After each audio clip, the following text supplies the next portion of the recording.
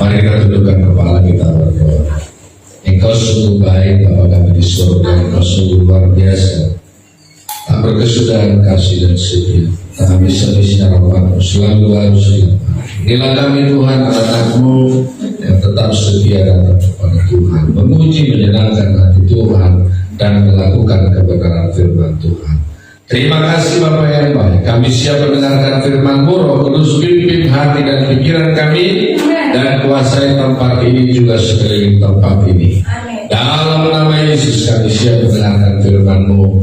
Haleluya, kita yang percaya katakan amin. Salam saudara. Silakan duduk. Mari kita buka kitab kita yang terambil dari kitab Yohanes ya. Yohanes pasalnya yang ke-20. Injil Yohanes pasal yang ke-20. Ayatnya yang pertama sampai ayatnya yang ke-10. Kita akan baca bergantian, saya ayatnya yang pertama, saudara ayat yang kedua, dan seterusnya sampai ayat yang ke-10.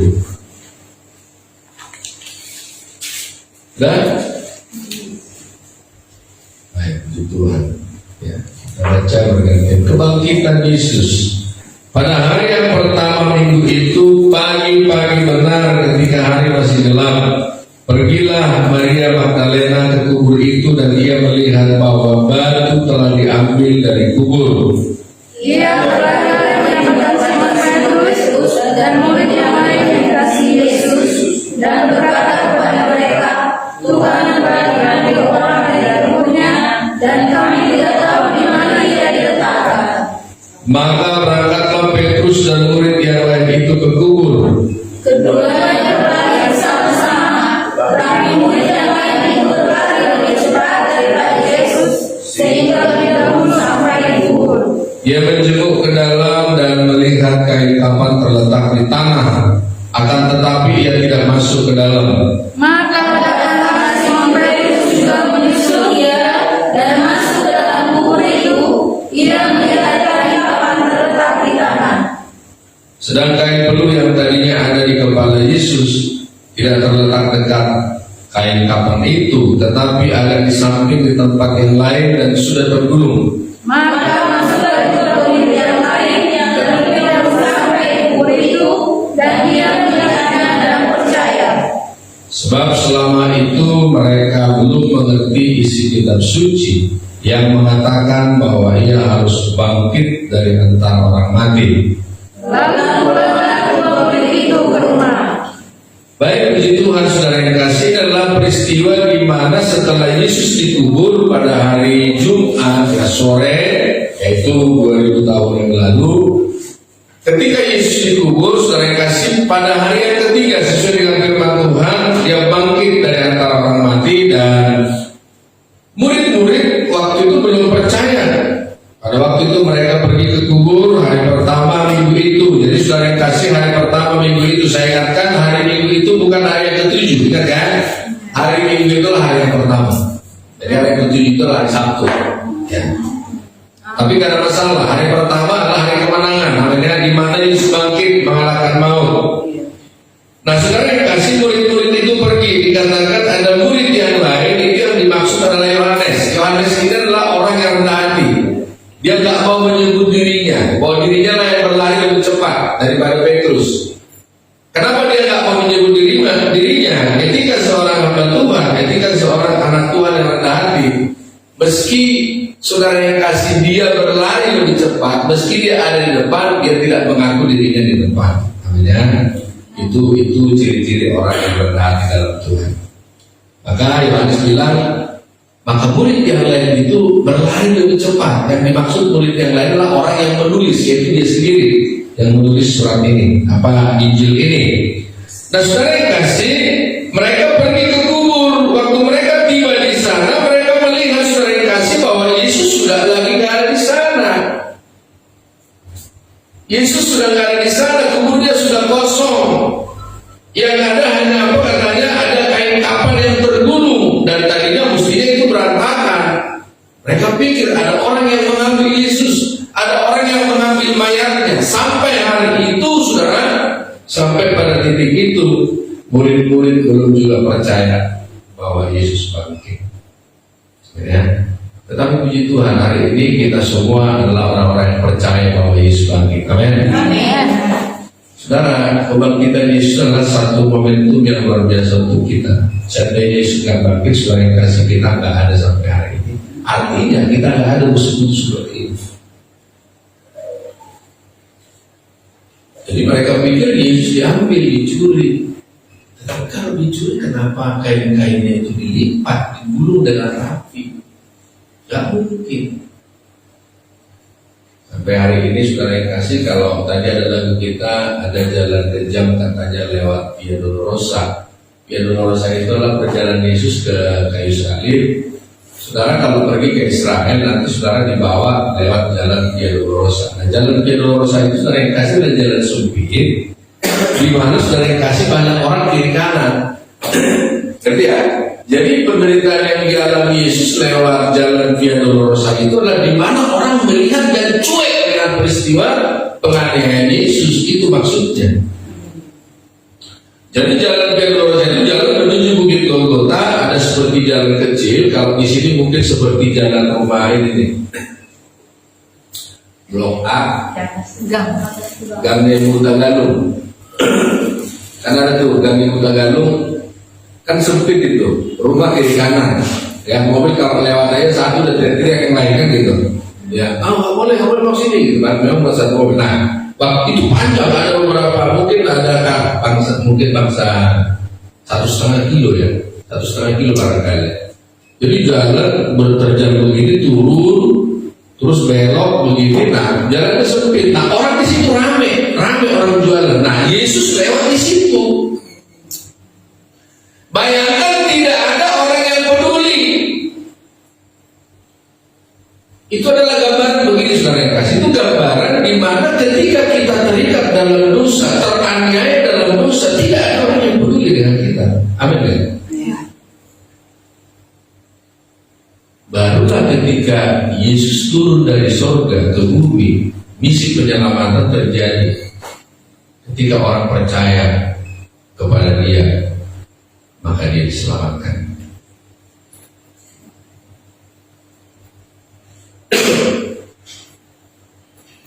Nah, saudara yang kasih, nah kubur itu kosong. Kubur itu kosong, lalu mereka pergi mencari kemana Yesus pergi. Saya sudah lewat dari jalan Via Dolorosa itu, saudara yang kasih, waktu kami ke Israel ya. Itu kan saya lewat dari jalan itu, lalu kemudian kita sampai di Bukit Golgota. Nah, Bukit Golgota itu saudara yang kasih disebut dengan Bukit Orang. Nah, itu di sana ada goa ya, seperti goa, batu dilubangin ya. Nah, cuma yang sekarang itu bukan lagi aslinya, tapi kira-kira gambarannya ya, tapi bukit itu masih sama ya. Jadi karena apa? Karena kenapa saya bilang nggak sama? Karena sekarang intinya lubangnya itu ada dua. Jadi lubang kuburan Yesus untuk orang Katolik beda, orang Protestan beda. Nanti ya, tapi sama dekat.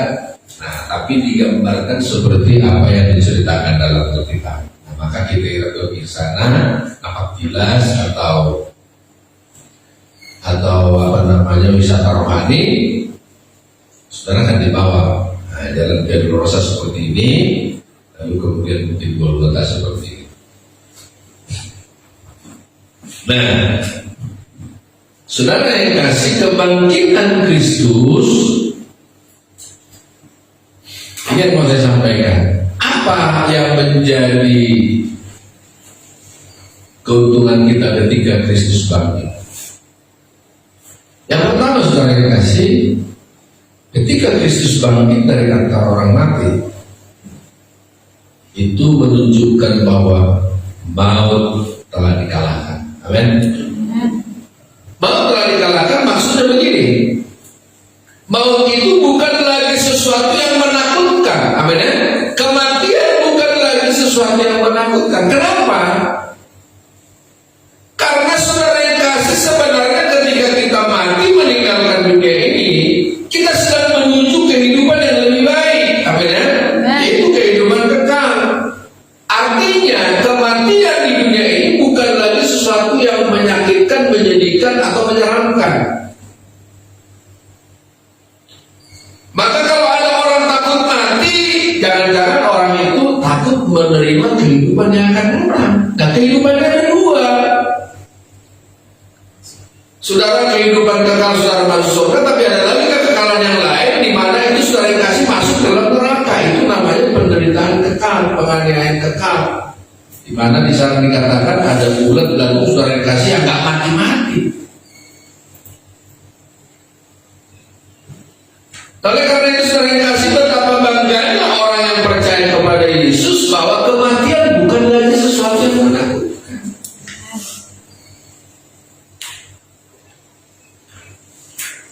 Jadi kalau saudara misalnya pergi saudara sakit, saudara jangan berpikir mau mati. Dan ingat, kalau saudara mati, saudara bertemu dengan Yesus. Amin. Tapi kata Rasul Paulus, kalau memang lebih baik lagi saudara yang kasih masih diberikan waktu saudara hidup di dunia ini, maka pergunakanlah hidupmu sebaik mungkin, amin, untuk memuliakan Tuhan. Jangan lagi hidup untuk diri sendiri, amin ya. Jangan lagi hidup untuk diri sendiri, janganlah hidup untuk orang lain. Demi siapa? Demi hormat kemuliaan nama Tuhan. Memang sulit, tapi bukan berarti tidak bisa. Sulit, tapi bukan berarti tidak bisa. Amin.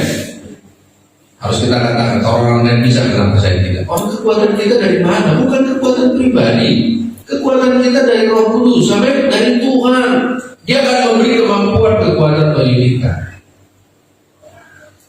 Tapi ingat, ketika kita mau, iblis gak mau diam. Amin ya. Dia gak mau diam, dia akan mengganggu kita, dia akan merecoki kita, dia akan membuat kita bimbang, dia akan membuat kita khawatir, dia akan membuat kita ragu-ragu, dia akan berusaha membatalkan rencana indah kita untuk kemuliaan Tuhan. Jadi saudara yang kasih bersyukur, kalau Yesus bangkit artinya maut telah dikalahkan. Ingat, maut telah dikalahkan itu berarti maut itu, kematian itu bukan lagi sesuatu yang menyakitkan, menakutkan, menyedihkan, menyeramkan. Bukan lagi, tapi menjadi sesuatu di mana maut itu mengantarkan kita, kematian itu mengantarkan kita untuk bertemu dengan Yesus, masuk dalam kehidupan yang kekal, yang lebih baik, yang lebih lama daripada kehidupan di bumi. Kehidupan di bumi berapa sih? 10 tahun. Saudara coba 80 lebih saudara akan penyakitan. Amin.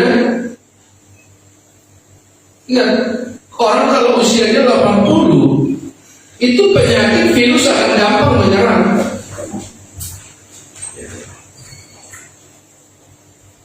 Akan gampang menyerang.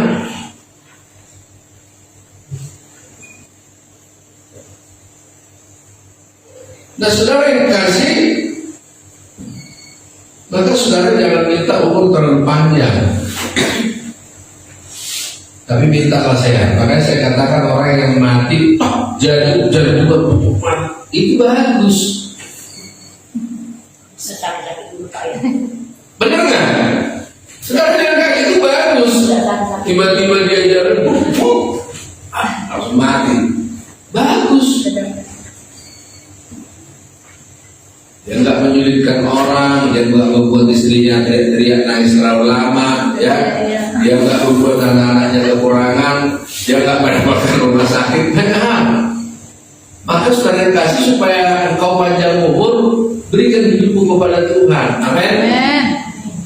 Tua yang banyak, tua yang katanya bekerja sedikit, mintalah kepada Tuhan yang punya Tuhan supaya dikirimkannya bekerja sampai hari ini. Tuhan Yesus, Bapa kita di surga, masih membutuhkan pekerja-pekerja. Amin. Ya, karena itu daftarkan dirimu menjadi pekerja di ladang Tuhan. Kalau pekerja yang lama masih dibutuhkan, kalau pekerja yang baru masih dibutuhkan, maka maka tidak mungkin pekerja yang lama yang giat bekerja untuk Tuhan dipensiunkan. Kuncinya itu aja. Sepanjang hidup kita masih berguna, pasti Tuhan akan pertahankan kita. Jadi Tuhan 70-80, saudara akan mencapai itu. Amin ya?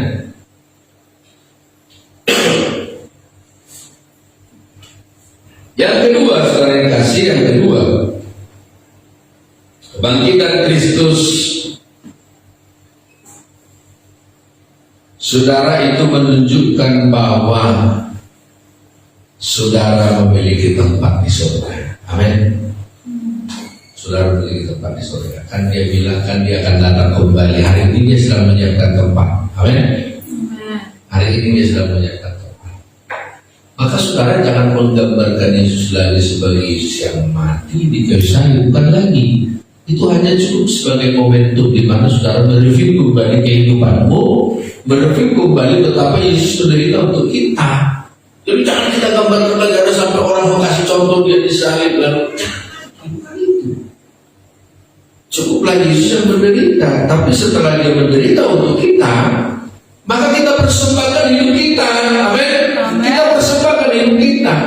Supaya kenapa? Supaya engkau punya tempat di surga. Kita punya tempat di surga. Oke lah, di dunia ini kita nggak punya kabin, di surga kita punya kabin. Amin ya? Ada villanya di surga, ada tempatnya, enak banget. Tapi lebih mantap lagi kalau di surga ada, di bumi ada juga enak-enak yang sokong.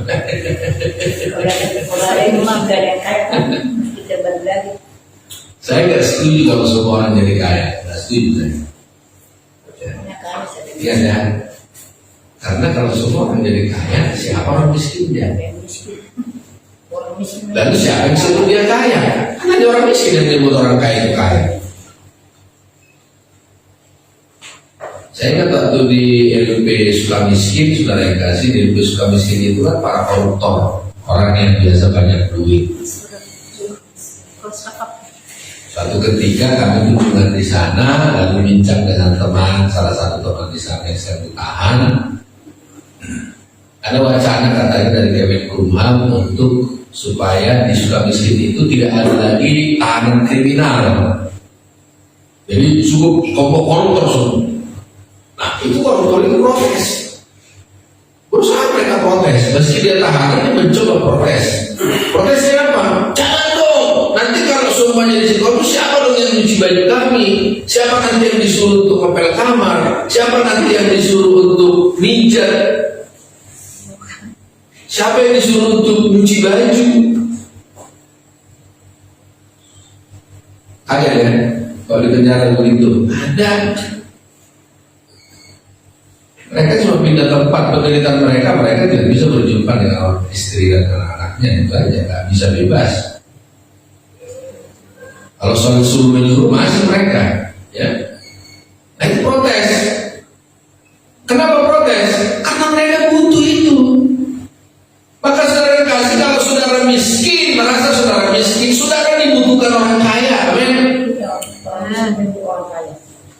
Orang miskin butuh orang kaya juga butuh orang miskin. Itu timbal balik, dua-duanya buat Tuhan. Sesuai dengan Amsal pasal 22 itu.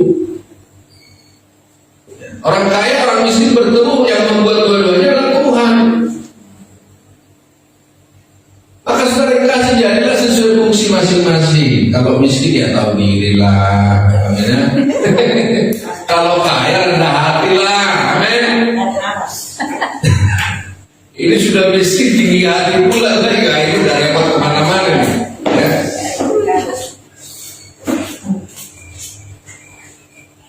Nah saudara, dua-duanya itu mesti berjalan bersama-sama, amin. Itu seperti catur itu nggak mungkin semuanya jadi raja, ya. Dia mengambil peran masing-masing. Nah, kebangkitan Kristus, saudara yang kasih, itu artinya tempat saudara sudah disiapkan di surga ketika saudara percaya kepada Dia, amin. Jadi saudara punya tempat di surga. Saya bersyukur saudara yang kasih, Kalau hari ini saudara sudah menerima Yesus sebagai Juru Selamat, percayalah,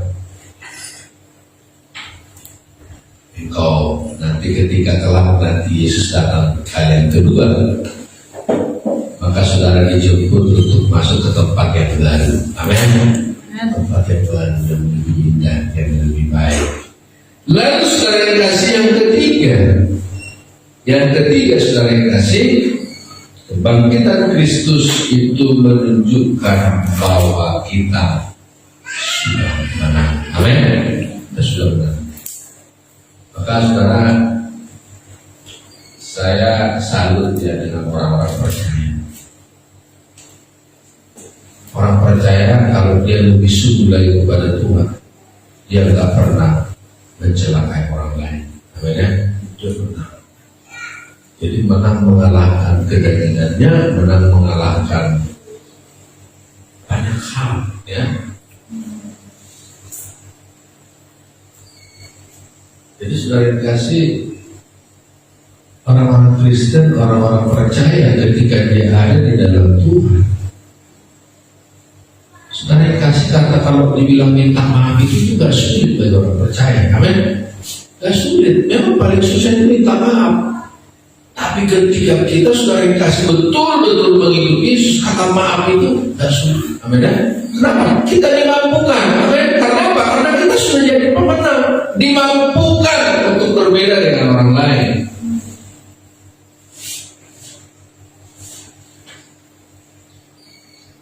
Maaf nih, saya selalu tanya teman-teman, apa sih yang paling sulit untuk diberikan seseorang kepada orang lain? Uang. Apa? Uang. Apa yang paling sulit? Untuk dari diri kita berikan kepada orang apa? Selain ini ya, maksudnya yang lain-lain. Tapi dari harta kita apa? Nyawa. Baju apa? Nyawa. Ya nyawa satu. Tapi selain nyawa, Uang. uang. Paling susah ini uang. Bayangkan saudara mau persembahkan, saudara bisa pusing kan? Bukannya apa nih gitu? Bisa. Tapi kalau kita sudah bisa, sudah sungguh-sungguh di dalam itu lewat. Maka kalau ada orang pinjam nggak dibayar, itu orang percaya itu legowo. Jadi, karena apa? Jadi Tuhan bilang Tuhan akan bayar. Tapi kalau orang kan di dalam Tuhan, begitu dipinjam dibayar, karena dia nggak bisa duit, dia kejar kemana-mana, ngapain? Nah, saya ada teman, ada saudara saya, ya dibawa kabur duitnya sama orang yang pinjam. Nah, orang itu diketahui di Pekanbaru di Riau. Lalu akhirnya mau berangkat ke Riau, dia ngobrol dengan saya, lalu minta saran, lalu saya sarankan sebaiknya nggak usah pergi ke Pekanbaru. Karena saya bilang yang dibawakan 55 juta. Begitu Anda pergi ke Pekanbaru akan habis 10 juta. Berarti uangmu tinggal 45. Betul kan? Ya dong. Lalu waktumu akan habis minimal 1 minggu. Kalau gajimu 1 hari, misalnya 1 hari 200.000, lalu dikali 7 1.400.000, maka engkau sudah kehilangan uang 11.400.000. Tapi uangmu tinggal sisa berapa? Tinggal sisa 40 sekian juta. Sebaiknya gimana? Baiknya begini, ambil sikap. Sikapnya apa? Sikapnya kalau kita bisa merelakan 55 juta tanpa stres, amin ya? Berarti uang 55 juta itu bukan lagi uang besar untuk kita. Ada apa enggak? Setuju gak sih? Susah kalau sama uang. Nggak bisa, saya belajar begitu. Di sana kami ada beli garapan tuh, di apa sana, di beli garapan. Begitu kami beli, garapannya ditutup. Uang yang sudah keluar itu ditambah uang teman-teman semua itu sekitar 15 juta. Istri saya bilang, aduh seandainya uang itu kemarin kita pakai, kita sudah bisa begini. Jangan seandainya, makanya berandai-andai hidup ini. Terus gimana caranya? Anggap itu tidak pernah ada. Amin. Oh iya dong, anggap tidak pernah ada. Emang mana lebih berharga uang itu atau kesehatanmu? Kesehatan.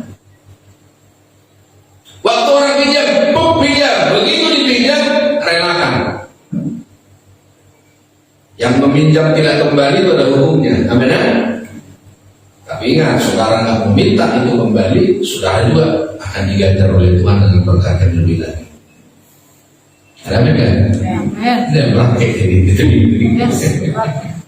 Saya begitu saya. Ya saya gitu. Jadi saya bilang istri kepada orang itu. Misalnya dipinjam misalnya 500.000 gitu ya. Ya tunggu aja dikembalikan ya. Doakan orang yang sudah diberkati memang mampu mengembalikan gitu kan. Kalau enggak ya sudah berarti belum ada. Kalau misalnya kita tunggu belum ada ya sudah lupakan. Amin kan? Lupakan.